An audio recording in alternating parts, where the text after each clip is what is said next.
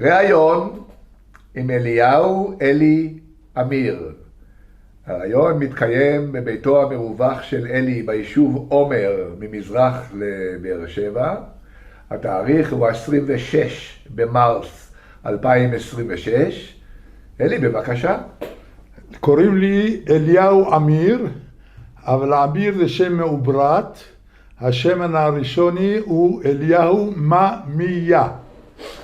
אני נולדתי בעיר חלב בסוריה ב-23 לשביעי 1935. זאת אומרת שאתה עכשיו בן 91 כמעט. אני דור חמישי או שישי בחלב. אמא שלי היא ילודת טורקיה, אבל לא טורקיה, אלא עיר אורפה, כאשר הייתה שייכת לסוריה עד 1917, ובעקבות מלחמת העולם הראשונה ופירוק הממשלה הטורקית וחלוקה מחדש של המזרח התיכון, אורפה צורפה לטורקיה, ואז המשפחה שלה עזבה את אורפה ועברה לחלב. אני דור חמישי בחלב. איך אתה יודע שאתה דור חמישי? לפני כ-15 שנה, באחד הימים של אחד הנכדים שלי בבר מצווה שלו, התבקש להביא איזושהי מתנה. ואז שאלתי את אבא שלי במה הוא יכול לעזור לי. אז הוא אמר לי שיש לי תפילים שאני מחזיק אותו מדור לדור של דור חמישי, והנכד שלך הוא יהיה הדור השישי. אנחנו משפחה יהודית, לא הורגת לציון, משפחה בורגנית שחיה בסוריה, צאצאים של גירוש ספרד משנות ה-1495-92, והגיעו, איך הגיעו בדיוק לחלב אני לא יודע, אבל אני יודע שדורות על גבי דורות, משפחה מצד אבא שלי התבקמו בסוריה. אנחנו שייכים למשפחה ממיה, זה מצד אבא שלי, ונפתלי מצד אמא שלי. משפחת נפתלי זה משפחה אריסטוקרטית טורקית, רובם היו בטורקיה, ואמא שלי, כמו שאמרתי, נולדה אפילו באורפה שהשתייכה לטורקיה, ואנחנו בחלב גרנו יותר קרוב למשפחה של סבא שלי שאול נפתלי, בשכונת ג'מליה ברחוב אלכסנדר, משום שזה האזור הכי עשיר והכי ידוע בחלב. המשפחה שלי התפרנסה. סבא שלי אליהו, שחי בבחסיתה בעיר הישנה של חלב, הוא היה יבואן גדול של קמח. מאיפה? מארצות שונות בעולם, אין לי ידע בדיוק מאיפה זה, אבל אני יודע שהיה לו גם מפעל גדול למקרונים, והוא היה מספק את הקמח לקהילה היהודית לאפיית המצות בפסח. מצד סבא שלי השני, הוא סוחר, משפחת סוחרים, והיה להם מספר חנויות בעיר חלב, ליבוא בדים בעיקר מאנגליה. הם מכרו בתים בסיטונאות ולא בלות כאלה של בדים. ואבא שלי, לאחר שגמר את שנת הגיל ה-17, שאז היה סוף התיכון בחלב, הוא נסע למקסיקו, ובמקסיקו הוא עשה חיל, היה שם 3-4 שנים, חזר ממקסיקו עם המון כסף, ופתח רשת חנויות גלנטריה בחלב, אבל באזורים שלא גרים בהם יהודים, ולכן גם פתח אותם ביום שבת. שומו שמיים, כל העדה הסורית הטילה עליו ועל משפחתו חרם, ובסוף סבא שלי נפתלי, הוא היה ראש הקהילה באזור ג'מליה בחלב. ואז מצאו פתרון, הוא נשבר מה שנקרא, הוא ויתר על כל העסק, סלחו לו, הורידו ממנו את החרם, ואז סבא שלי אמר, זה גבר לעניין, ניתן לו את הבת, וככה יש לי את אמא שלי מנפתלי.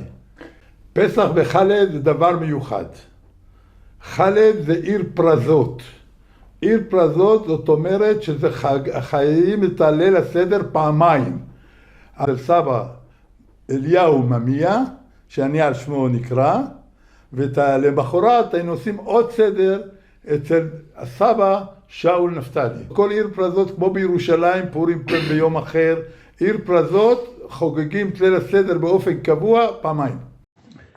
במוצאי יום כיפור תש"ח 1947, בסוף תפילת הנעילה, אבא שלי דאג להחזיק לי את ידי ולקחת אותי לברך כל מיני אנשים שמעולם לא ראיתי אותם.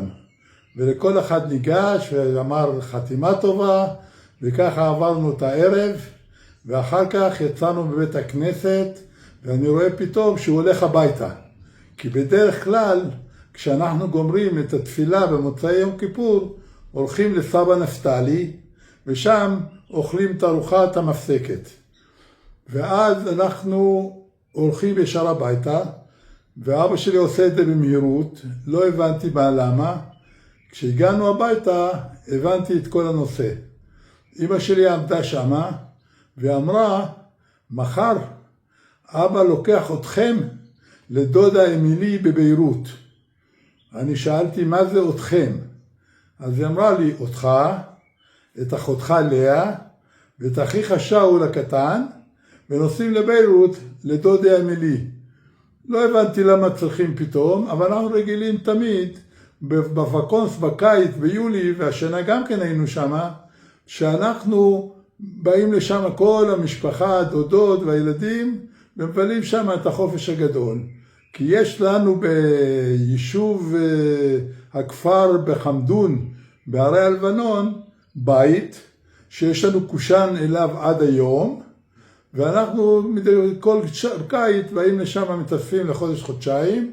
הגברים היו באים ביום שישי, עושים את השבת שמה, וביום ראשון חוזרים לחלב, ואנחנו היינו נשארים שם כל הקיץ.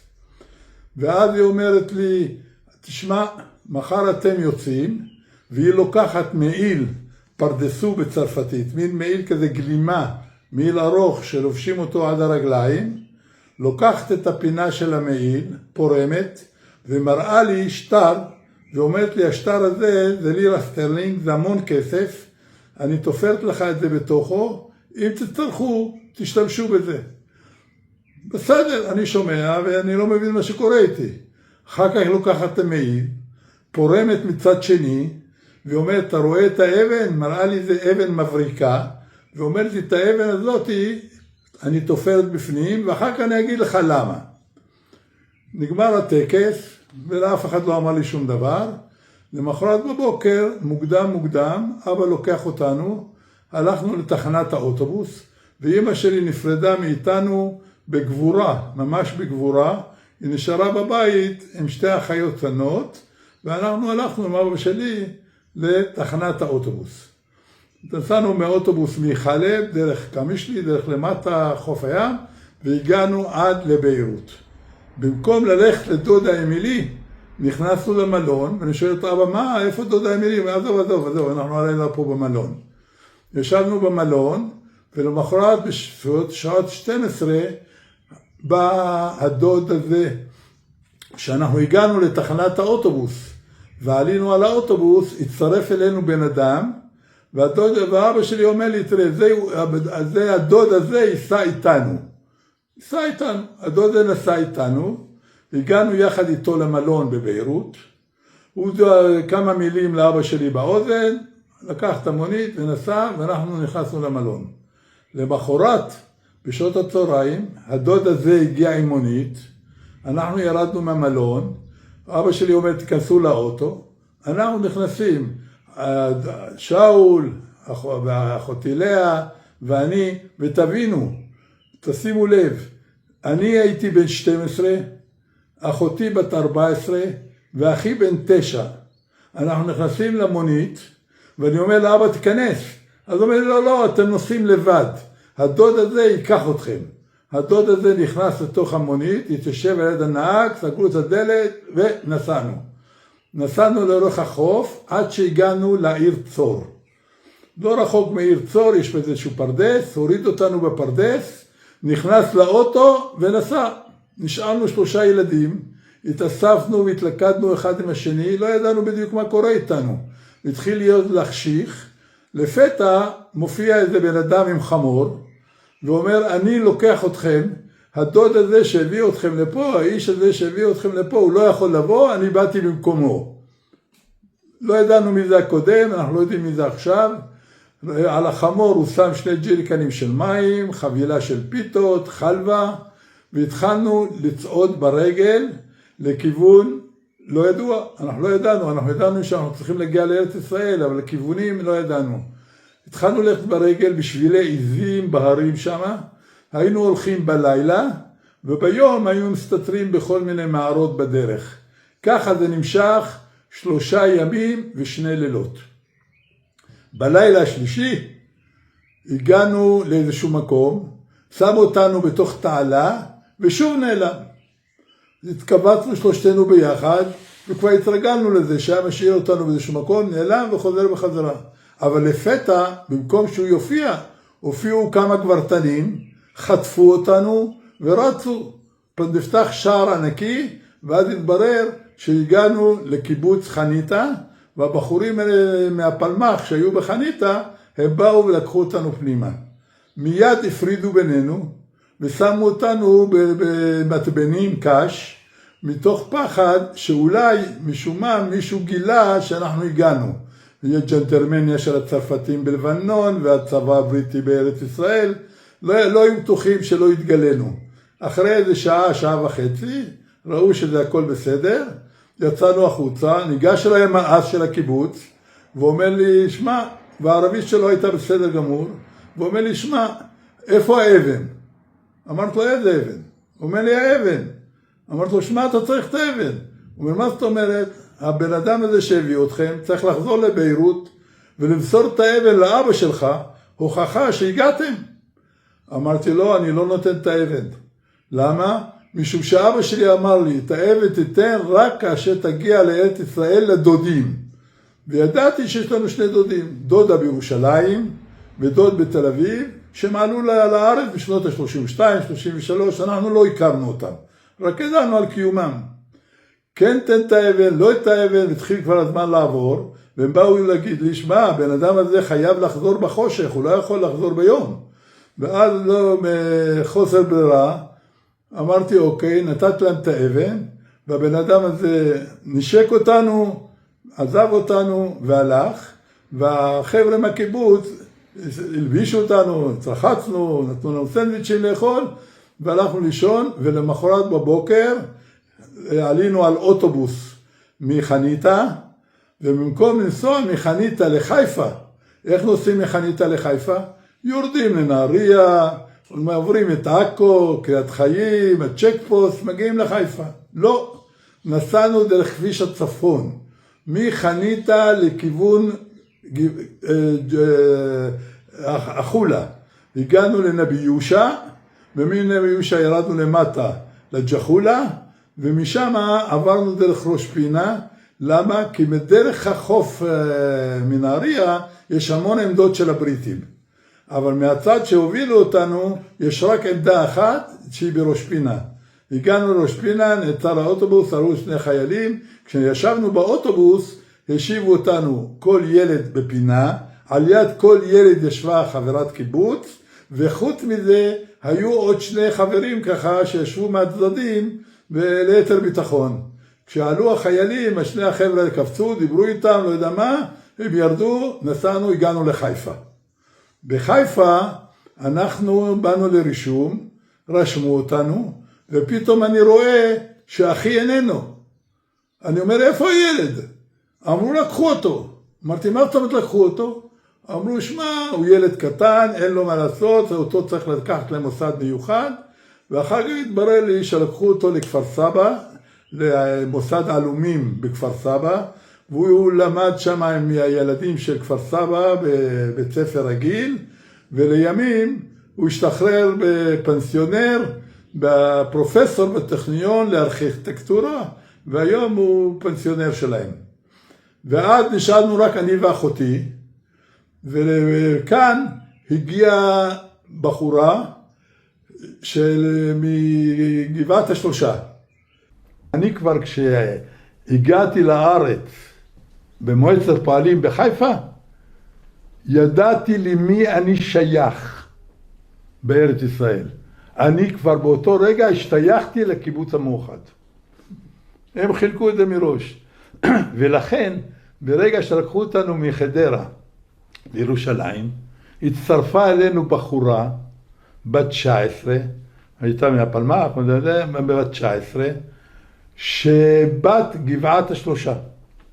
והיא הייתה אמורה לבוא איתנו לירושלים, לראות שאנחנו נקלטנו והכל בסדר.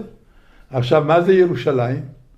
ירושלים זה חוות הלימוד של רחל ינאית בן צבי על יד ארמון הנציב בתלפיות.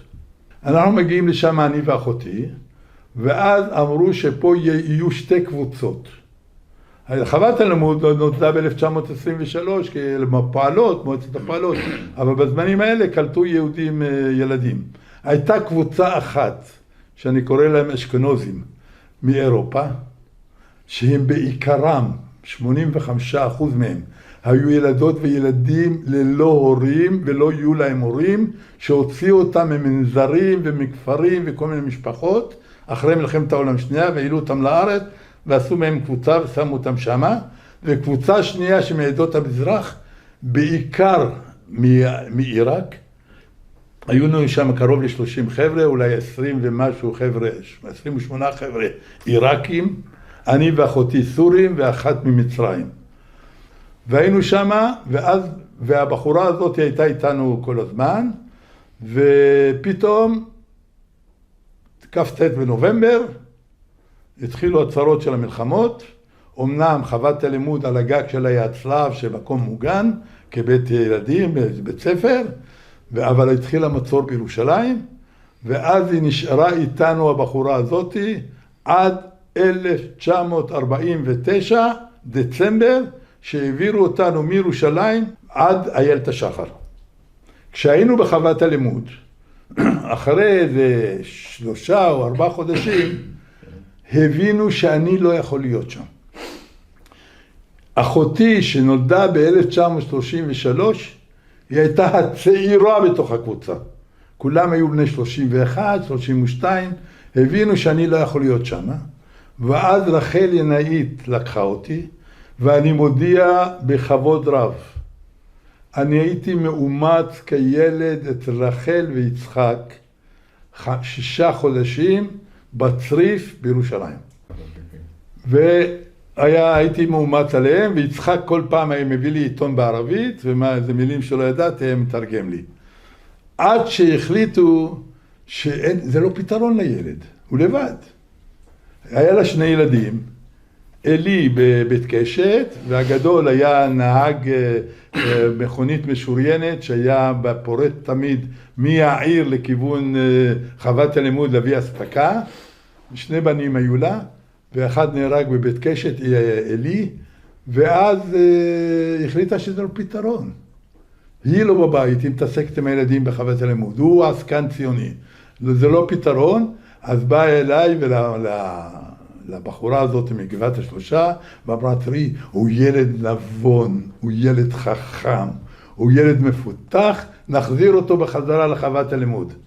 ואז החזירו אותי לחזרה לחוות הלימוד, ואז עוד מעט נדבקתי עם החבר'ה המבוגרים יותר איתם, ואז החליטו לפנות את חוות הלימוד אחרי נפילת רמת רחל. החליטו לפנות את חוות הלימוד, ואז אמרו, נעביר אתכם לקטמון. בדרך מחוות הלימוד לקטמון, נעלמה הקבוצה האשכנזית, החבר'ה הרומנים. הם נעלמו לנו. למה? כי הם היו כבר בגיל שלקחו אותם לגיוס, אבל בינתיים עברו ואיפה התאכסנו עד הגיוס? בקיבוץ יגור. אני מדבר שהם עשו את זה בשנת 1949. סוף 48. אני ספרדי, הם אשכנזים. אבל הם היו גם כמבוגרים, ואז לקחו אותם, והם התגייסו כבר לצבא, ומי יגור כבר התגייסו לצבא, ואנחנו נשארנו רק הקבוצה הספרדית, קבוצת דרור קראו לנו, ויש על זה ספר מעניין מאוד, על הקבוצה הזאת שרחל ענאי כתבה, שקרא לו עם הילדים במלחמה. בצער רב וביגון קודר, אני מודיע כרגע, שאני לא למדתי בכלל. לי אין שום חדווה של ילד שישב על ספלת לימודים בכיתה. לא גמרתי בית ספר עממי, לא גמרתי בית ספר תיכון, לא גמרתי שום דבר. מה שבא אחר כך זה בא אחר כך. אבל עד גיל די מבוגר, עד שלמעשה התגייסתי לצבא, אני לא למדתי שום דבר. שהיתי עם הקבוצה הספרדית, באנו לקטמון, מחוות הלימוד, נכנסנו לקטמון, התברר שההתקפה לשחרור קטמון לא הצליחה, הם נסוגו החיילים ולקחו אותנו איתם, ואז החזירו אותנו בחזרה לתלפיות, שמו אותנו אצל כל מיני משפחות בתלפיות, וכעבור יומיים כבשו את קטמון, ואז החזירו אותנו בקטמון ושמו אותנו בבית מסודר עם כמה קומות, ואז כבר התחלנו לנהל סדר יום נורמלי, כאילו ללמוד 2-3 ביום ומשהו כזה. לא הייתה לי בר מצווה. הבר מצווה שלי, אני עשיתי אותה ב-1952, כשהוריי כבר היו בארץ, וקראו לאחי הקטן בן 9, עשו לו בר מצווה. אני זוכר עד היום בחיפה ברבנות, כי ההוריי לא יכלו לארגן מסיבה, ותוך כדי אבא שלי שאל, ואיך הייתה בר מצווה שלך? אמרתי לו, לא הייתה לי אף פעם בר מצווה. אז הוא קרא לרב, אמר, תעשה לו בר מצווה. אז עשיתי בר מצווה בגיל 16 ומשהו. היינו בקטמון כמה חודשים טובים, ושם היה כבר סדר יום פחות או יותר, באו אלינו ואמרו לנו, אתם אורזים את הכל ואתם יורדים לעין כרם. אמרנו, מה אנחנו עושים בעין כרם? אמרו, הצבא יורד לכבוש את עין כרם, אתם תחכו למעלה, מה שנקרא הר הרצל היום. אתם תחכו למעלה עם עגלות וסוסים וכל מיני דברים, והצבא יכבוש את עין כרם, הוא ילך קדימה, יתעטה, ואתם תכנסו אחריו. וככה היה, אנחנו שמענו את היריות, כאשר אנחנו נכנסנו לעין כרם, ונכנסנו עד המעיין, בעין כרם מעיין, עד המעיין תפסנו בית של ארוך כזה, נכנסנו, תפסנו את החדרים, עוד האוכל היה חם, עוד ראינו בורחים, החיילים רצים אחרי הערבים שבורחים למלחה, וישבנו בעין כרם, אמרו, תתבססו עכשיו פה טוב, למה אתם חקלאים, באתם מחווה של לימוד, תתחילו לעשות חקלאות, יש שם גפנים, כל מיני דברים כאלה, עד דצמבר 1949 הסתובבנו בעין כרם, ב-1949 בלילה גשום נוראי, באו המכוניות הגדולות, היו טיטניק פעם, במכוניות מיוחדות כאלה, שמו אותנו בעל מסעית, בלי ברזנט, בלי שום דבר, בגשם שוטף, ולקחו אותנו מעין כרם לאיילת השחר 13.5 שעות נסיעה. הדבר ראשון שראינו זה מטוס שנפל של הסורים בכניסה לאיילת השחר. טוב, לא התרגשנו מזה, ואז אומרים לנו, אתם הולכים, יש בית בשבילכם, קוראים לזה קמצ'טקה, מקום רחוק, מה שאחר לימים זה היה בית הבראה של איילת השחר. ואז אנחנו הולכים בוץ עד הברכיים, ולא היינו מוכנים לזה, לא באנו מגפיים, באנו עם נעליים רגילות, בוץ עד הזה, הולכים, זה היה רחוק מהקיבוץ, זה מחוץ לקיבוץ, ושמו אותנו שמה, בבוקר אמרו, תבואו לאכול לחדר אוכל, קילומטר בבוץ, באו לקחו אותנו, ואז סידרו לנו, וחברת נוער היינו, וקלטה אותנו אישה יקרה, יהודית ויינטרופ, לימים אשכולי, בעלה, אז ב-1953 כבר היה אלוף משנה, מפקד בסיס קליטה ומיון של צה"ל. באיילת השחר, כעבור איזה כעבור שנה, בסוף 50, אחותי הלכה. למה היא ילדה 33, כבר צריכה להתגייס, והלכו את כל הקבוצה, כולם היו מבוגרים. העבירו אותם לקיבוץ כפר הנשיא, על יד שם ראש פינה, על כפר הנשיא, ומשם גייסו אותם לנחל והגיע לרוחמה. אני נשארתי לבד. המדריכה, ויינטרוב אשכולי, אימצה אותי. ואני תמדתי והדביקו אותי לחברת ילדים. אני לא מאחל לאף ילד חוץ להיות בחברת ילדים של בני הקיבוץ. די אז, מתעללים בו, זה הדבר. עם מנטליות שלי, של ילד מזרחי, אני סבלתי מאוד שם. אבל מה? התערתי, כל החיים שלי עשו לי ככה, שהתערתי. ואז ב-52, הפקידה בחיפה, שרשמה כ"ב בתמוז 22 ביולי, לא ידעתי שנה שלי. אז היא כתבה 1934. ואז ב-52-34 צריך להתגייס לצבא. אומרים לי שצריך להתגייס לצבא, באיילת השחר, וכל המחזור שלי זה חבר'ה שהתגייסו, ואני בן 17, אבל לא ידעתי שאני בן 17. אני לא ידעתי. אני בא הביתה להורים שלי לפרד, ואני אומר להם שאני הולך להתגייס לצבא. אבא שלי אומר לי, מה? אמרו שפה מתגייסים בגיל 18. אמרתי לו, נכון, הנה אני בן 34, מה פתאום 34? אתה 35, מה אתה 8 חודשים מלך ונחותך, 10 חודשים, מה פתאום, אתה 35. ואז היה מקובל שבחסן שוקרי בחיפה היה בית משפט רק לדברים האלה, בעיקר לפתור את הבעיות של אלה שבאו מאירופה הם בלי תעודות. יכלת לבוא לשופט עם ילד בגובה של 7 מטר, להגיד שהוא בן 2 היה חותם. אז בא אבא שלי, נתן תצהיר שנולד וזה וזה, אישרו 35. מה קרה? המחזור שלי התגייס לצבא, ואני חזרתי לקיבוץ, שוב פעם אין לי חברה, אין לי גרעין, אין לי שום דבר, יש לי רק תיעודית. כעבור 4-5 חודשים הבנתי שזה כבר לא זה. כבר הייתה שנה מאי, אני זוכר, זה מאי 52, זה כבר היה לא זה. אז הגשתי ליהודית ואמרתי לה, כבר היו לי הורים בארץ, והגשתי ליהודית ואמרתי לה, יהודית, אני רוצה לעזוב, אני רוצה ללכת להורים. בחיפה, הוריי בחיפה. עברתי להורים שלי, ואז אני, כעבור 4-5 חודשים, הבנתי שזה לא המקום שלי, וערב יום כיפור שיצאתי מישראל, אז גם בערב שיצאתי מחלב לארץ, גם בערב יום כיפור, ב-1952 עזבתי את הבית ועברתי לקבוצת נוער בקיבוץ גשר. קיבוץ גשר בהכשרה. ההכשרה נבנתה על בסיס של גרעין נוער עובד, קראו לו גרעין נתיב שדה, גרעין של הנוער עובד שמנה 120 חבר'ה. 110 חבר'ה מסניף חולון, שכונת בורחוב, חיפה וירושלים, ו10 או 12 חבר'ה מבית ספר כדורי. והתקבצנו שם באוגוסט.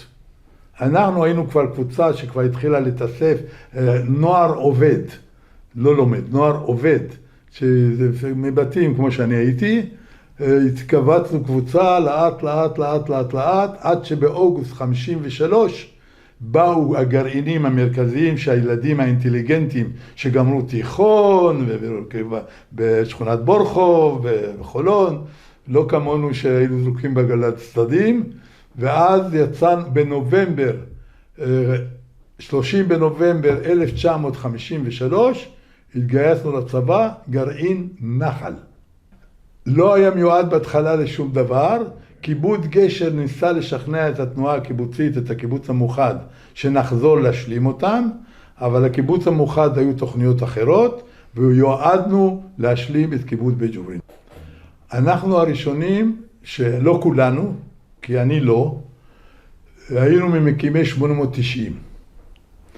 אני לא, כי עשינו את הטירונות שלנו 3 חודשים בצריפין, לא היה מקובל בנחל צריפין, אבל רצו להעלות את הרמה של בה"ד 4, ואז שמו אותנו שמה, ופלוגה שלמה, לא רק אנחנו, משהו מארצי גרעין אחד, מהתנועה המאוחדת, מהמושבים, גמרנו 3 חודשים שמה, עברנו לאימון מתקדם במייר, מייר זה על יד סכנין, בשטח 9, מייר, היינו שם איזה חודש וחצי, משהו באימונים, שם באחד התרגילים נהרג לנו חבר אחד.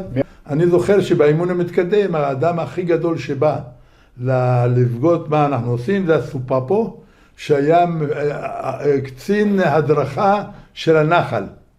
ובשעה 10 בבוקר, אחרי שעשינו תרגיל לבב, לחימה בשטח בנוי, לא מצא חן בעיניו התרגיל, עשינו את התרגיל מחדש והדגים לנו איך מתפרצים אחרי רימון פנימה, ותוך כדי זה אחד החבר'ה שהתפרץ אחרי הרימון חטף כדור פה מאחד החברים, ונהרג מהגרעין, ואז הפסיקו את הכל, וכשנגמר חודש וחצי של האימונים במייר, היה צריך להיות מסע ממייר לבית השיטה. למה? כי בנחל היו עושים את האימונים, הולכים לקיבוץ לחצי שנה, אחר כך עושים עוד כמה חודשי אימונים, ואז משלימים את הקיבוץ שבאים אליו. אז אחרי שגמרנו את 4 חודשים, 4.5 חודשים הראשונים, ועשינו, היה צריך להיות את המסע לבית השיטה, באו אליי, אמרו לי, אתה לא יוצא למסע. שאלתי למה? אמרו לי, כי בתנועה החליטו שאתה, יש מה שנקרא אז אחוזים.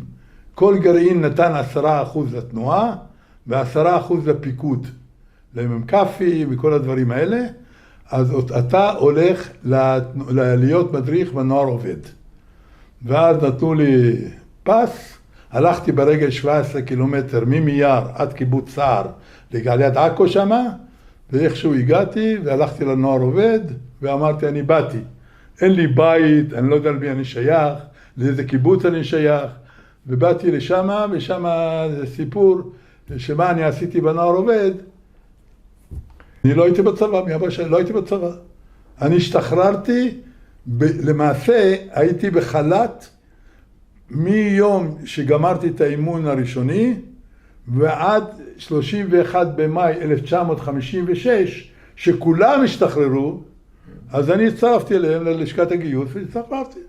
אני כשבאתי לנוער עובד בתור האחוזים, לא שלחו אותי להדרכה. אמרו לי לא, קיבלנו עליך אינפורמציה, אני לא יודע מאיפה, אתה הולך להיות חבר מזכירות התנועה. ילד בן 18, כן? מה התפקיד שלי?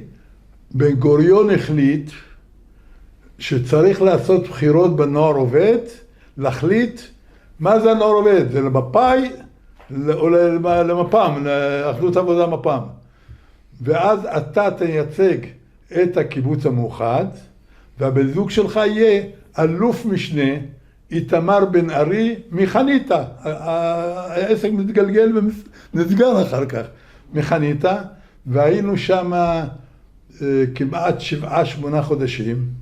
ארגנתי קבוצות שלמות של פוקדים, ועברנו מחנות עולים לאורכה ורוחבה של הארץ, קנינו 150 מצלמות, ציידנו מדריכים ואנשים, ומסתובבו וצילמו ילדים, וביום הקובע באנו עם טנדר עם איזה 7-8 שקים מלאים מפקד חברים, אבל הם באו עם מסעית. ההישג שהייתי עוד בקטמון בעין כרם למעשה, לקחו אותנו גדנ"ע של הצבא, ואנחנו עבדנו בסיכול בידיים אבנים של דרך בורמה. וזה היה חלקכם זה היה חלקנו במאמץ המלחמתי הגדול של מלחמת העצמאות. אחר כך התגייסתי כמובן לצבא, לנחל ב-53, והייתי שייך לקיבוץ. אחרי שחזרתי מהפעילות בנוער עובד, באתי לקיבוץ. בקיבוץ 56, מאי 56 השתחררנו מהצבא, ואז פרצה באוקטובר קדש, ואז אנחנו היינו הגנה מרחבית, נשארנו בקיבוץ, שומרים על הקיבוץ והגנה מרחבית בבית ג'וברין. בבית ג'וברין. אני הייתי אחרי שחזרתי משליחות בתנועה, שהאריכו לי את זה עוד שנה ומשהו כזה, חזרתי ב-56. ב-57 נבחרתי להיות הגזבר של הקיבוץ. בית גוברין. בית גוברין. והייתי נציג של הקיבוץ בקרן לקיבוץ המאוחד. ושם אני עשיתי מהומות גדולות. אני באתי להנהלת הקיבוץ ואמרתי, תראו, נתתם לי תיק קטן, מכתב מהניר שיתופית, זה רואה החשבון של הקיבוצים, אישור שיש לי זכות חתימה על סכומים בלתי מוגבלים, ואני מגלגל מיליונים, ואני אין לי השכלה של בית ספר עממי.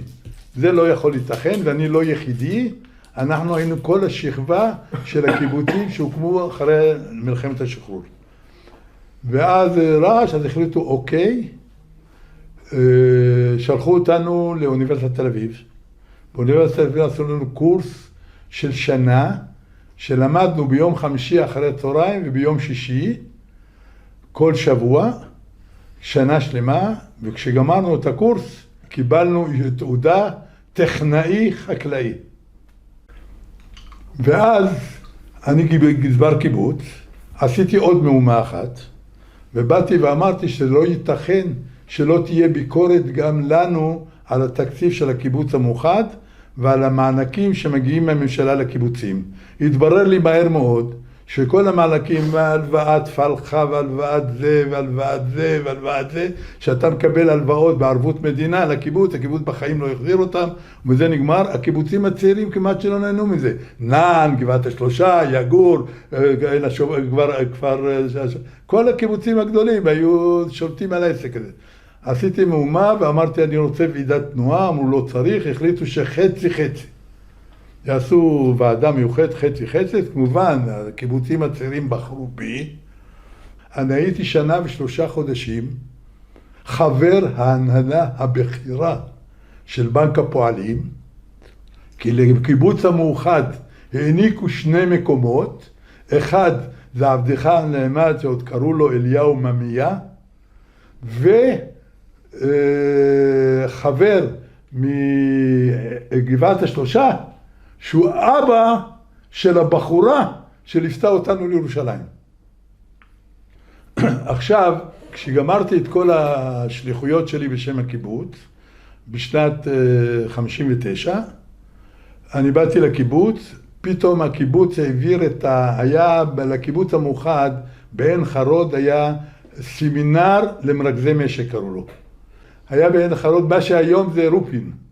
היה סמינר למרכזי משק, שהיו שולחים לשם בחורף בעיקר. למשך חצי שנה, אנשים מהקיבוצים, שאחר כך היו נבחרים למרכזי משק, גזברים, כל הדברים האלה. אני אחרי שלי כל השנים, צבא, נוער עובד, מפלגה, לנאום בבחירות למען אחדות עבודה, יחד עם יגאל אלון על במה בתל אביב, כל הפעילות האלה שעשיתי, אני בא לאסיפת הקיבוץ, ובאסיפת הקיבוץ החליטו שלא אני הולך. אמרתי מחר בבוקר, בשעה 7:30, אני לוקח את אשתי, את הילדה שלי בת השנה ומשהו, עולה על אוטובוס ועוזב את הקיבוץ, יוצא מהקיבוץ. וככה עשיתי. עזבתי את בן גוברין, באנו להורים של אשתי, השארתי שם את הילדה ואת האמא, בגבעתיים, שכונת בורחוב, וירדתי לנגב. מצאתי הודעה בעיתון שמחפשים קוצרים, קומבייניסטים. ירדתי לנגב, זו חברה אסיף פלחה, חברה מקבילה למשביר של הפרטיים, חברת אמיר, ואז תוך כדי שעבדתי על הקומביין, החליט האחראי על העסק הזה שאני מספיק מוכשר, ואז אני אהיה מרכז את העסק הזה, ואז אני ניהלתי את העסק הזה, במסגרת הניהול הזה שאלתי שאלה אחת. מה אתה צריך עזרה ממני כדי שהעסק יהיה טוב, הקציר יהיה והכל יהיה בסדר. אמרתי לו, תלך לנתיבות, עזתה קראו לה אז, יש שם סוכנות יהודית. לסוכנות היהודית יש שם תחנה של טרקטורים. תתן להם צ'ק פתוח, שאני אוכל לקחת חלפים, שאני אוכל לעשות ריתוחים, שאני אוכל להיעזר בהם בתיקונים של העסק. הוא אמר, יש לך את זה, ואז כל פעם שהייתי מגיע לשם, המנהל התחנה והאזורי של הסוכנות, הוא שואל אותי, בחור, מתי אתה גומר לעבוד שם? אני אומר, מה קרה? הוא אומר, אני רוצה שתבוא אליי. ברגע שתעבוד שם, הוא ידע שזו עבודה זמנית, אני רוצה שתבוא אליי. וככה זה קרה, שגמרתי את העבודה אצל החבר'ה האלה, במקום 3 חודשים. זה נמשך חצי שנה, משום שרצו שאני אקח את הכלים לכפר סבא, ואני אכין אותם לשנה הבאה, ואני כל פעם הייתי בא לבחור מהסוכנות, אומרת לו, עוד חודש, הוא אומר, כמה זמן שהם רוצים, תהיה אצלם, אחר כך תבוא אליי. אני באתי ונקלטתי בסוכנות, ובסוכנות הייתי אחראי על אזור שלחים, מה שנקרא יישובי השובלים, זה קבוצת היישובים מבית קמה עד עזתה, מטעם הסוכנות. אני עבדתי בסוכנות כאחראי אזורי, ובמסגרת העסק הזה באתי להנהלת הסוכנות, והצעתי להם, תראו, יש לכם פה בתחנה הזאת 50 טרקטורים, 20 מהם עובדים 2 שעתיים בשנה, בואו נמצא תעסוקה לטרקטורים שאין להם מה לעשות בחקלאות. כי הייעוד של התחנה בנתיבות, בעזתה, מה שנקרא אז, הייתה לשרת את המושבים. אז אמרו לי, מה אתה מציע? אמרתי, בוא נקים חברה לעבודות עפר מטעם הסוכנות. אמרו, קדימה. מינו אותי למנהל החברה, ופתחו לי משרדים בבאר שבע, ואת כל הלוגיסטיקה קיבלתי מעזתה, ואז השתתפתי בסלילת הרכבת לדימונה, בשדה תעופה חצירים, בכל מיני פרויקטים מטעם הסוכנות.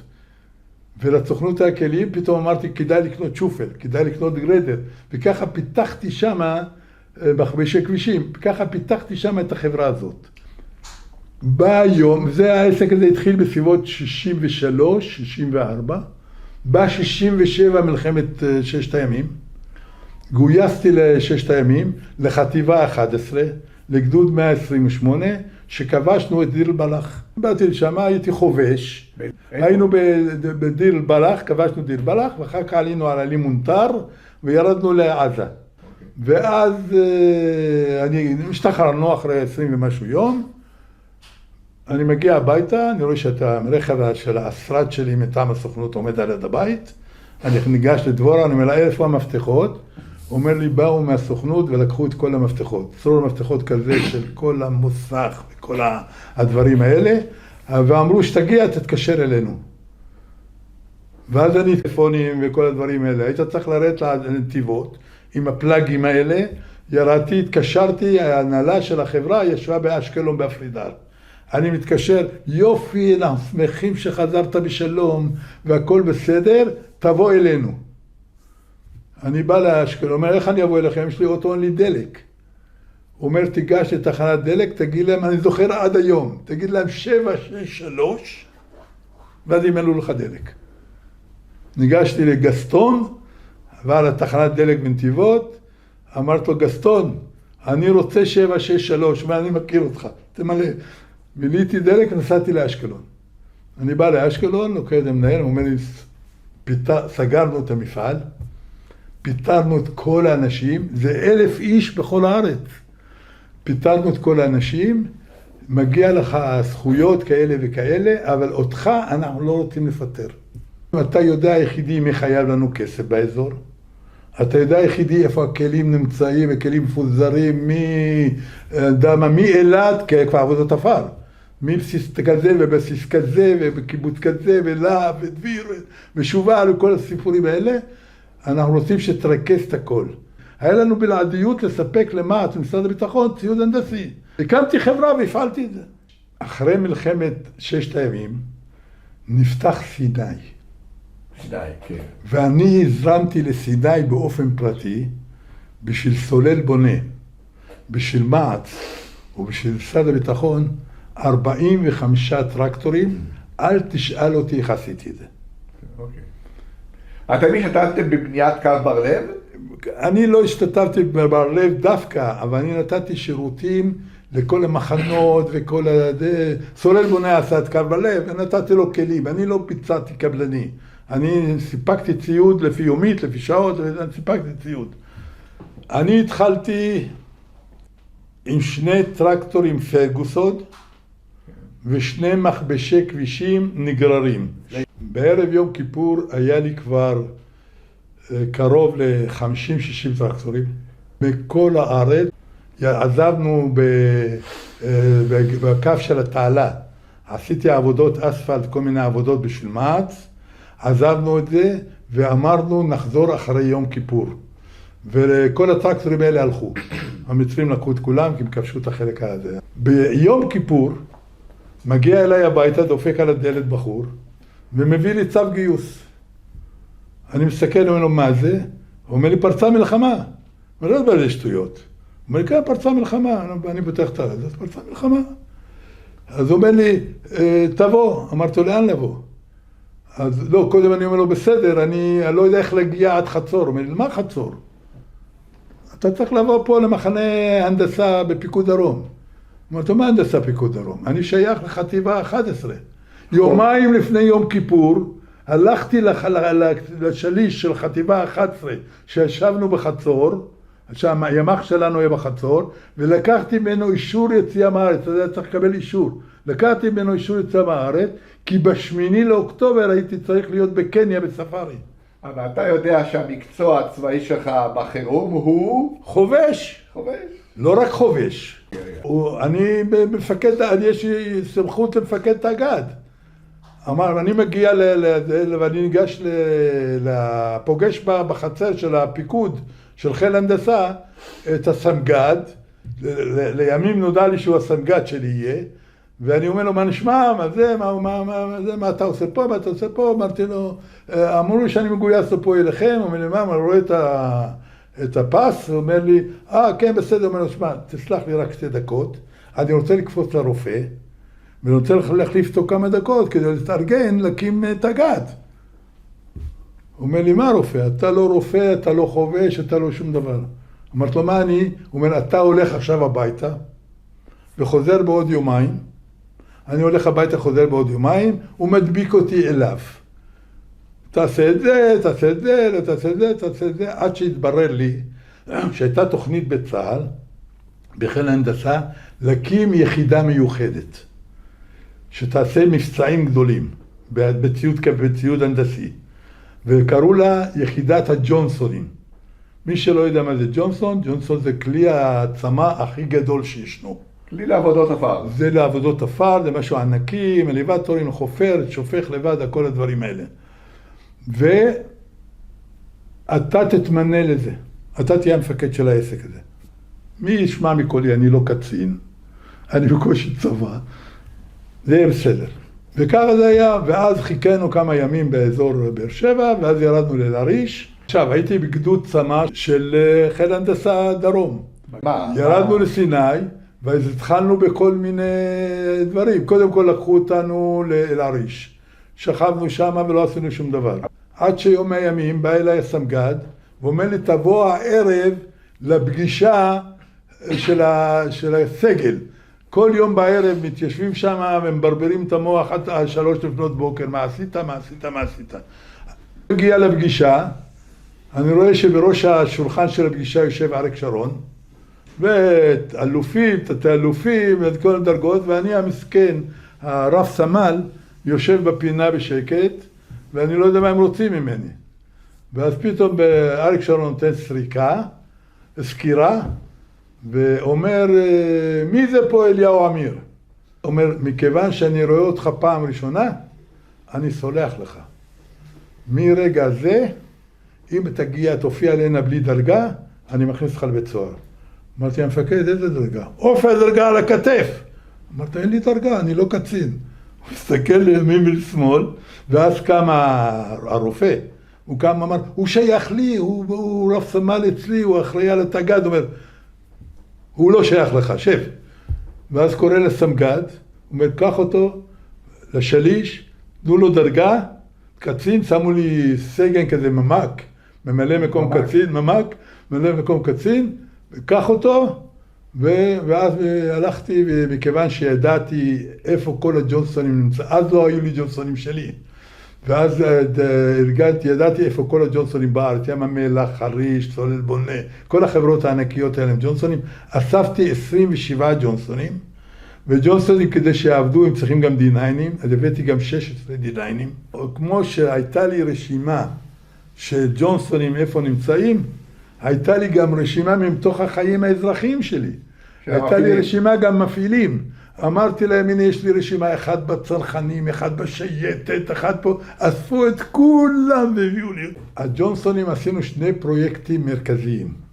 אחד, עשינו תעלה אנטי-טנקית מול הארמיה השלישית בקילומטר 101. תוך כדי המלחמה, והיה מאוד מסוכן, ואריק שרון הגבר, הוא היה כל בוקר, היה בא אלינו עם זחלם, ואנחנו היינו לוקחים את הזחלם שלנו, ומעלים את 7-8 חבר'ה שהם צריכים לעבוד על הדברים האלה, כי עבדנו במשמרות, והנוסע איתנו עד לתעלה, שאנחנו צריכים לחפור, יורדים לתוך התעלה, וכאשר אתה מניע ג'ונסון, יוצא עשן יותר גדול מבתי זיקוק.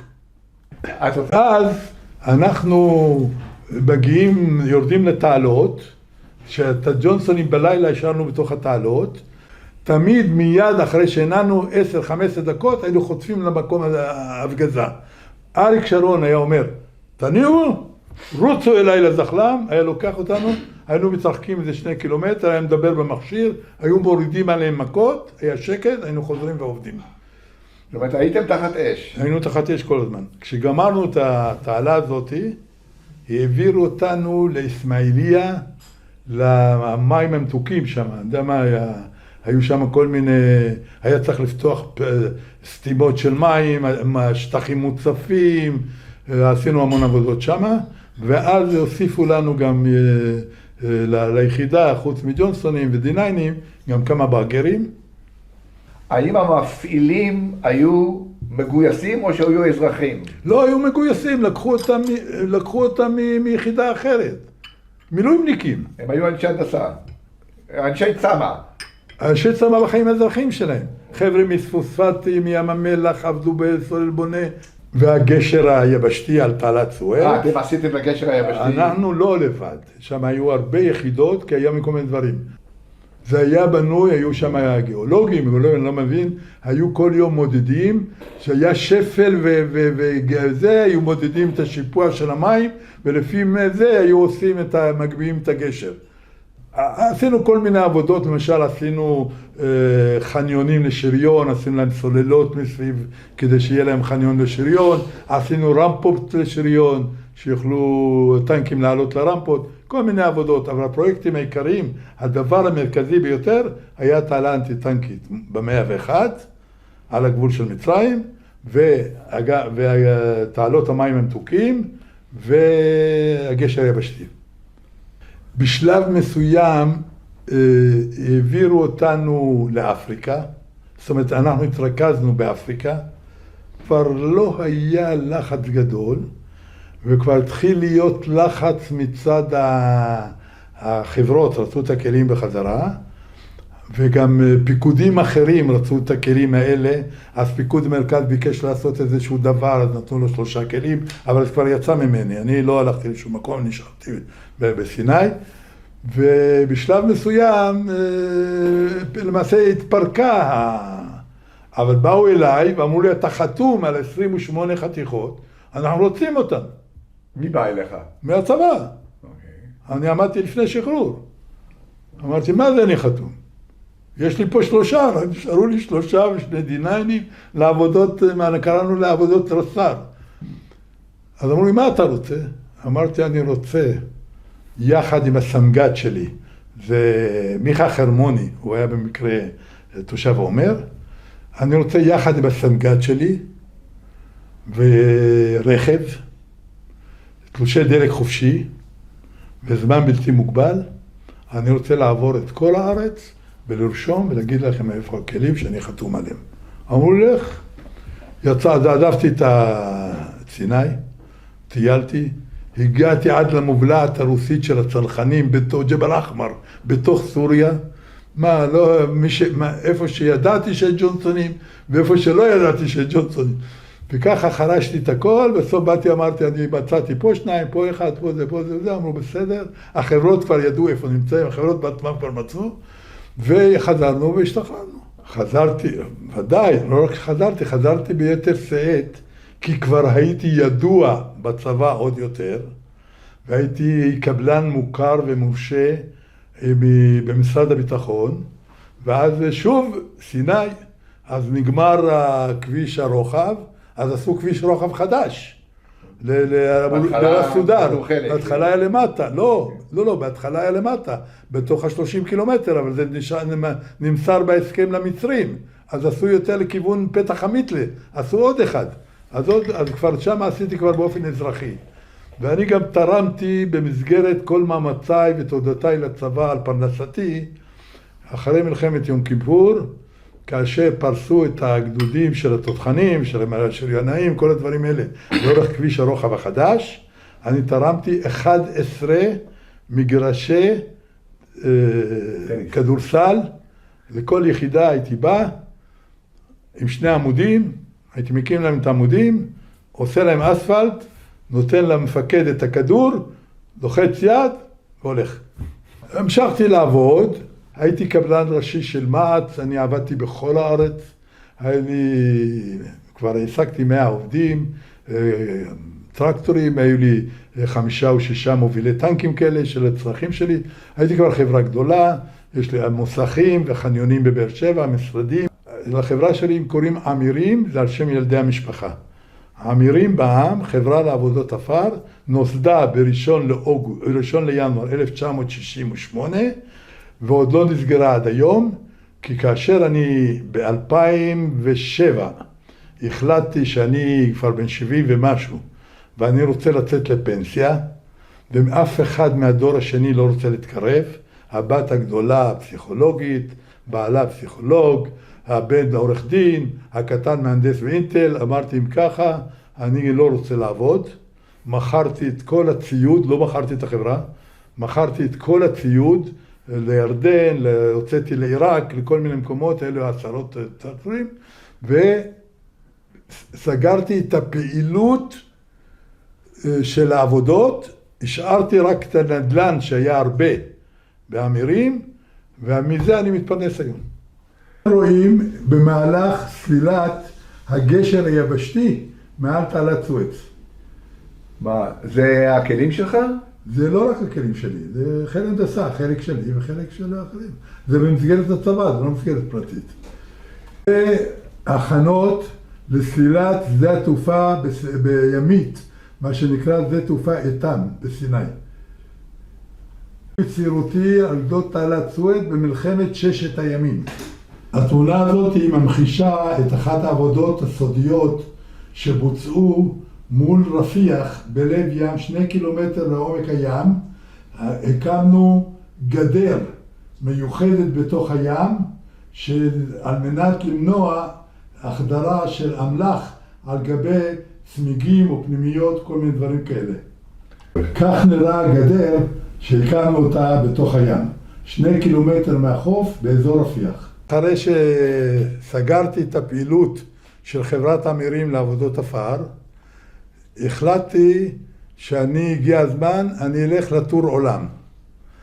התחלתי לטייל בעולם, ועד היום הספקתי לבקר בלמעלה מ-160 ארצות, במסגרת כ-300 ומשהו טיולים. את כל הטיולים אני הנצחתי בסרטים, באורך של 40-45 דקות כל סרט, על כל ארץ. אני עורך את הסרטים מקצועי בעצמי, אני את הדיבוריות, את הכתוביות, אני מטייל לפי התוכניות. אם יש ארצות שאי אפשר לטייל לבד, חייב לטייל בקבוצה. אנחנו קבוצה בערך של כ-30 איש, שמדי פעם בפעם בוחרים לאן לטייל, ואז לפעמים יוצאים רק 2 אנשים, כי האחרים לא יכולים, או שלא מעניין אותם, או שכבר היו. המקסימום בין 2 ל3 אנשים אנחנו יוצאים לטיול. במסגרת הטיולים שלי אני ביקרתי בארצות מיוחדות, אני הייתי גם בתוניסיה, אבל הכי חשוב, אני הייתי בצפון קוריאה. אני ביקרתי בצפון קוריאה, הייתי שם 11 יום. מתי? אירחו אותי בצורה יוצאת מהכלל. טיול בצפון קוריאה היה ב-2015 או 2016. היה חלון הזדמנויות חד פעמי. הייתי הקבוצה הישראלית הראשונה שהגיעה לשם, אחרינו כבר הגיעו איזה 2 קבוצות. קבוצה ישראלית עם דרכון ישראלי, עם ויזה לדרכון ישראלי. אבל היום הם יכולים לעשות את זה? היום לא, זה אני אמרתי, היה חלון הזדמנויות שהם החליטו לפתוח את העסק, ואז אני בהזדמנות הראשונה שהיה בזמנו צ'חנובר, פרופסור צ'חנובר, חתן פרס נובל, טייל לשם במסגרת חתני פרס נובל. שמעתי, התברר, החבר שלי שהוא הבן זוג שלי לטיולים, הוא חבר קיבוץ יקום, אשר שקדי, אשי, והוא פרופסור באוניברסיטה העברית בירושלים היה. יום אחד הוא מתקשר אליי ואומר לי, אלי, רשמתי אותך לטיול לצפון קוריאה. אמרת, אתה מה, 1 באפריל היום? הוא אומר, לא. אמרתי, מה אמרת להם? הוא אומר, לא אמרת להם שום דבר, נתת להם את הטלפון, זה טיול מטעם האוניברסיטה לאנשי מדע, שצפון קוריאה מארחת אותם. כעבור איזה יומיים אני מקבל טלפון, שלום, מדברים מאוניברסיטה בירושלים, אני אומר לו, שלום רב, אני מבאר שבע. אמרו, נכון, אנחנו יודעים שאתה מאוניברסיטת באר שבע. תגיד לנו בבקשה, פרופסור, למה אתה? אני לא התבלטלתי במקום, אמרתי להם, אני פרופסור למדעי העולם. אני נראה שקט, ואני שומע מעבר לקו, שאומר לבחורה שם, תגידי, מה זה מדעי העולם? איפה יש דבר כזה? הוא אומר לו, מה אכפת לך? אולי בבאר שבע יש. ובזה נגמר הסיפור, רשמו אותי, אבל בדיעבד, הטיול הזה לא יצא. אבל קבוצה מתוך אנשי הטיול, התקשרנו עם הסוכן שארגן את זה, ויצאנו לשם. דבורה אשתי, אנחנו נשואים 69 שנים, נפגשנו במסגרת גרעין נחל. מתי? ב-1953. היינו ב-908, אני חושבת, שכחתי, בטירה, ו-900 זה 906. 906. ויצאנו יחד לגרעין נחל, במסגרת הנחל. שניכם? אני באתי מהנוער העובד בשכונת בורחו, והוא הגיע מחיפה. התחתנו בשנת 1957. נולדו לנו 3 ילדים. הראשונה, קוראים לה אורית, היא בת 66, היא פסיכולוגית חינוכית. נולדו לה 3 ילדים גם שהם 3 מהנכדים, ו2 נינים. השני דורון, עורך דין במקצועו, יש לו 6 ילדים, והוא גר על ידינו בעומר. השלישי אלון, מהנדס תעשייה וניהול, 9 נכדים, ו2 נינים. היינו סבא וסבתא במשרה מלאה, הנכדים גדלו, באים בלי סוף, כי גרים פה 6 נכדים. בשביל זה אנחנו פה. ממשיכים לגמרי, כי כעת אין לנו במי לטפל. הנכד הכי צעיר הוא בן 19, הנכדים הצעירים ביותר הם בני 19. הנינים גרים ברמת גן, זה קצת רחוק, בעיקר בעונה הזו, כעת בזמן מלחמה, אבל אנחנו משתדלים לראות אותם כמה שאפשר, והם גם באים הנה. לאחר שעברתי 5 מלחמות לפחות, ואולי קשה מכולם, זה מלחמת יום כיפור, גם מבחינת אורך התקופה וגם מבחינת ההפתעה והפסיכולוגיה של הנושא. אחרי מלחמת יום כיפור ואחרי שפירקנו את יחידת הג'ונסונים, בצה"ל החליטו להקים בכל זאת יחידת ג'ונסונים, אורגינלית, ואז החליטו שהם מקימים ועדה מיוחדת שתחליט מה עושים. הקימו ועדה שמורכבת מנציגי צה"ל, חיל הנדסה וארגון הקבלנים. בסקציית ארגון הקבלנים, ציוד מכני, אז אמרו, אתה כבר התעסקת עם זה, אתה תהיה חבר הוועדה. דשנו בעסק הזה קרוב לשנה וחצי, נסענו לצרפת, לארצות הברית, לכמה מקומות, ובחנו כל מיני ציודים. כתבתי פרק של 30 ומשהו עמודים שאני ממליץ שיקנו ציוד של קטרפילר, משום שקטרפילר זה הציוד שהוא נפוץ בארץ, אין חוץ מקטרפילר ג'ונסונים בארץ בזמנו, והמפעילים יודעים את זה, והמכונאים יודעים את זה, וזה קיים טובים. הג'ונסונים הראשונים שהגיעו, הם הגיעו סוף שנות ה-60, תחילת שנות ה-70, בווריאציה, כל מיני וריאציה. הג'ונסונים הגדולים, הענקיים, הגיעו יותר מאוחר, אבל היו כל מיני כאלה קטנים יותר, יש כאלה שהם נגררו על ידי טרקטור ועבדו לבד. כל המלחמות האלה, אנחנו איבדנו חברים. במלחמת ששת הימים, איבדתי חבר שהוא בן הגרעין שלנו, והוא בחטיבה 11. רק מכיוון שאני גרתי בדרום, אז הייתי שייך ל-128, הוא גר באזור תל אביב, והוא שייך לגדוד 54. אני הייתי חובש, והוא היה חובש. והוא נפל בח'אן יונס, בעת שניגש לתת עזרה לאחד הפצועים. יהיה זכרו ברוך, קוראים לו יעדור רזי טל. אני מעביר את הזמנים שלי באחרונה, אמרתי לך, אני מטייל בעולם, אבל אני עובר בתי אבות, קיבוצים, מושבים, מועדוני נוער, ומרצה על הטיולים שלי ועל סיפור החיים שלי בהתנדבות.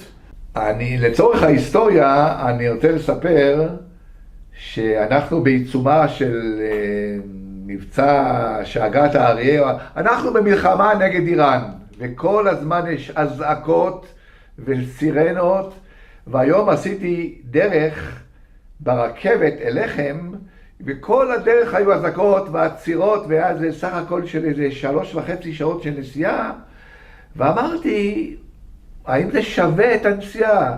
ומתברר שהרעיון איתך שווה כל רגע. ואתה, יש לך סיפור חיים שאני מניח שהוא סופר, אבל תלוי באיזה קונטקסט. ומעבר לעניין זה, אני כל הזמן אומר שכל הפרויקט שלנו מתמקד בשתי מילים, נקודת מבט. ואתה נתת את נקודת מבט, שאני לא יודע אם ראיינתי עוד מישהו כמוך, שבנו את הארץ, חפרו את העלות, סימנו את הדרכים, כן? וזה עוד סיפור ועוד נדבך במארג הכולל של הפרויקט הזה שנקרא דור כיפור. ולכן אתה מאוד רהוט, ואני בטוח שלא סיפרת אולי חצי מה שרציתי לספר. אז זה מה אנחנו עוד שבוע, זה פסח. אז אני כבר עכשיו רוצה להגיד לכם חג שמח וחג של חירות, שאנחנו צריכים אותה יותר מתמיד, ובאמת כל הכבוד על הרעיון המיוחד הזה. תודה רבה.